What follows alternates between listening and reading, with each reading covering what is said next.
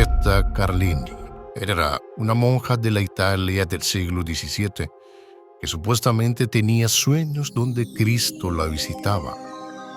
Fue tan famosa que llamó la atención del mismísimo Vaticano, el cual mandó a alguien a hacer las investigaciones correspondientes. Por boca de una joven monja se descubrió que Carlini había cometido un acto reprochable, un acto asqueroso, un acto innombrable. Tanto así que aquel encargado de redactar y escribir los hechos le temblaba la mano, haciendo que aquel fragmento de confesión fuese un texto casi ilegible. En el apacible pueblo de Vellano, Italia, nació en 1590 una niña que desafiaría las creencias más profundas de la Iglesia, Benedetta Carlini. Su llegada al mundo fue tan difícil que su padre, creyendo que morirían madre e hija, hizo una promesa desesperada a Dios. Si ambas sobrevivían, su hija sería consagrada a la vida religiosa. Y así fue.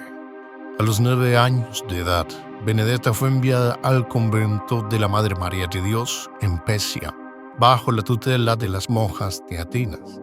La vida allí era severa: oración constante, ayunos prolongados, penitencias físicas y un aislamiento total del mundo. Las monjas incluso se flagelaban con látigos para expiar sus pecados. Fue en ese ambiente opresivo que Benedetta comenzó a tener visiones. En una de ellas, Cristo se le apareció como un joven y tras intercambiar corazones con ella, le exigió sufrimiento como prueba de su amor. A los 17 años tomó votos perpetuos. Su fervor la convirtió en un ejemplo para sus compañeras. En un principio, las superioras no se impresionaron. Cegadas por la creencia de que las mujeres eran espiritualmente inferiores a los hombres, se le dijo no, más bien se le advirtió a Benedetta que sus visiones no provenían de Dios. Pero una noche, Carlini les mostraría una prueba tangible de su comunicación con Cristo. Se cuenta que unos rayos salieron desde un crucifijo e hirieron a Benedetta en las manos, dejándole heridas similares a las icónicas marcas de Cristo cuando fue crucificado. Fue solo así que el resto del convento comenzó a creerle. A los 30 años, Benedetta fue elegida abadesa, un puesto de autoridad inusual para una mujer tan joven. Comenzó incluso a predicar en la iglesia, algo mal visto en una época donde las mujeres debían guardar silencio ante lo sagrado. Fue entonces cuando afirmó haber recibido una nueva visión. Cristo le pidió que se casara con él. Según Carlini, el Mesías ordenó que reuniera a las monjas del convento y a su padre confesor para que presenciaran su unión. Todos asistieron para presenciar el acto que significaría realmente algo trascendente, algo increíble, algo que marcaría a la iglesia para siempre, un milagro tangible.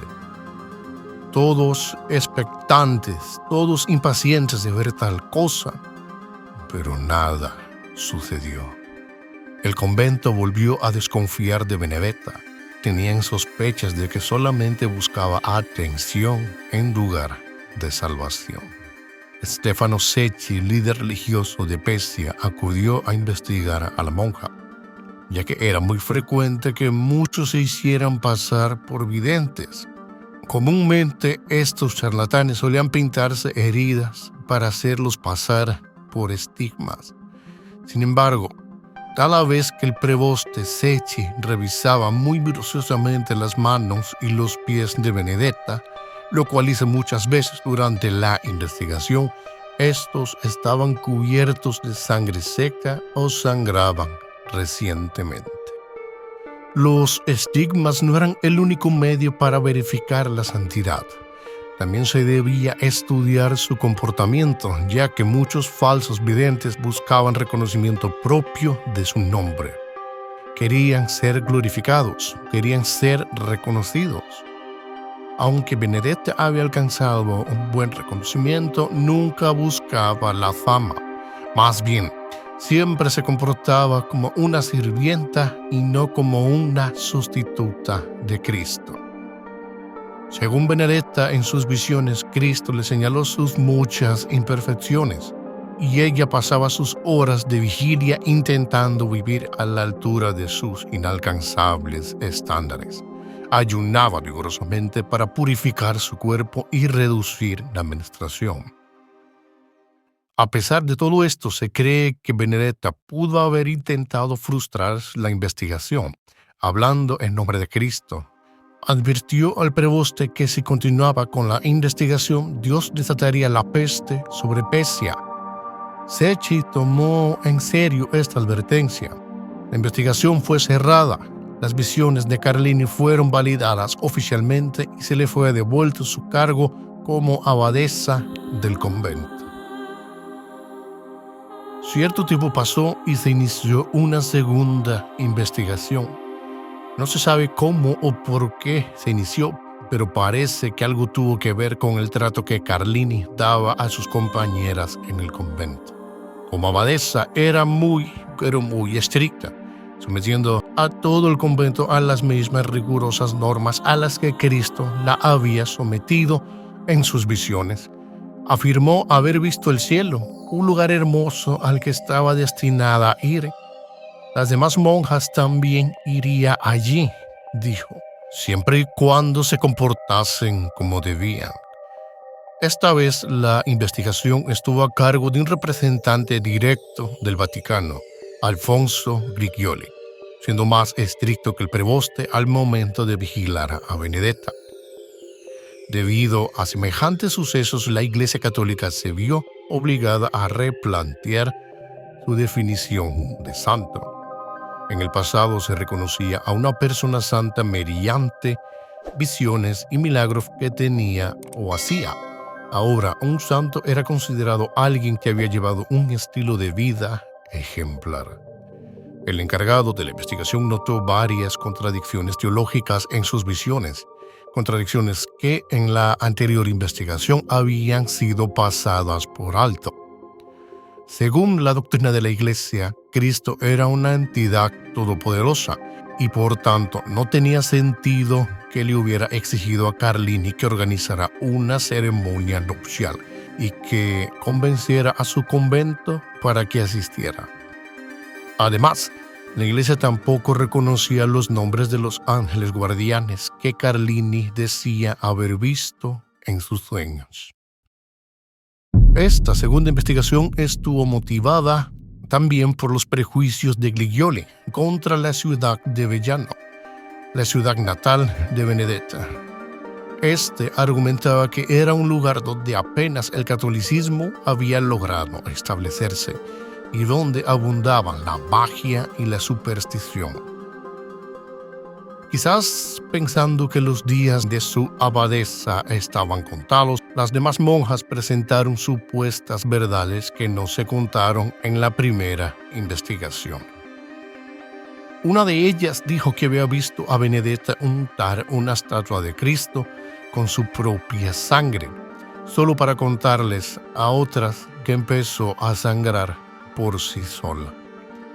Otra había dicho que la había encontrado comiendo salami a grandes bocados, su comida favorita, la cual le había prometido a su divino esposo no volver a comer. Estos testimonios eran reveladores, pero aún no eran suficientes para señalar nada decisivo en contra de Carlini, hasta que una de las hermanas dijo algo que a muchos les resultó asqueroso e imperdonable. Bartolomea Crivelli era una joven monja que el padre confesor del convento había asignado a Carlini cuando ésta comenzó a tener visiones de Cristo.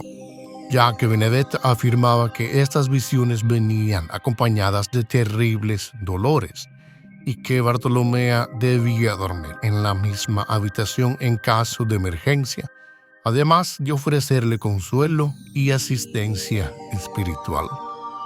Bartolomea decía que durante 2 años compartió habitación con ella, y al menos 3 veces por semana Benedetta esperaba a que se desvistiese y acostase, solamente para fingir necesitarla. La llamaba y cuando se acercaba la tomaba del brazo y con fuerza la tiraba a la cama. Rozaba sus labios en su piel, la abrazaba con fuerza y la sometía como si fuera un hombre.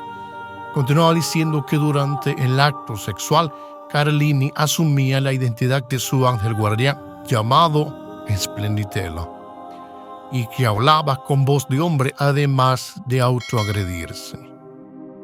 Estas palabras sonaron duras y sentenciaron la vida de Benedetta. El nuncio Giglioli, impulsado por la idea de que las mujeres eran más influenciables que los hombres y fácilmente descarriadas por las fuerzas del mal, estuvo de acuerdo. A finales de la Edad Media, las personas acusadas de lesbianismo solían ser quemadas en la hoguera. Sin embargo, esto no fue para Carlini. El juicio duró varios meses. Finalmente, en 1624, Benedetta se vio obligada a dejar su puesto como abadesa y fue encerrada en una celda individual dentro del convento. En un estado de aislamiento casi total, se le prohibió ejercer cualquier autoridad espiritual. Pasó encerrada 37 años en esa celda. Pese a su caída en desgracia, nunca fue totalmente excomulgada ni entregada a la Inquisición para castigo físico. Tampoco nunca dejó de decir que sus visiones eran verídicas. Según los diarios de otras monjas, murió en 1661 a la edad de 71 años y fue enterrada en el mismo convento sin mayores honores. Sin embargo, a su funeral asistieron laicos venidos de todas partes, deseosos de despedir a la mística casada con Cristo. En conclusión, la historia de Benedetta ha generado interpretaciones muy variadas. Para algunos historiadores fue una víctima del sistema patriarcal eclesiástico que no pudo tolerar una mujer con poder espiritual y una sexualidad divergente. Otros consideran que pudo haber tenido un trastorno disociativo como la personalidad múltiple o psicosis. Desde la historia feminista, Benedetta ha sido revaluada como una figura pionera por la forma en que su experiencia reveló las contradicciones entre la espiritualidad, el género y el deseo. Espero que esta información te haya sido útil. Muchas gracias por haberme acompañado hasta este punto. Si quieres saber más, te invito a que te unas a esta comunidad, comparte el video y activa la campanita para que no te pierdas todo el contenido que tenemos preparado para ti.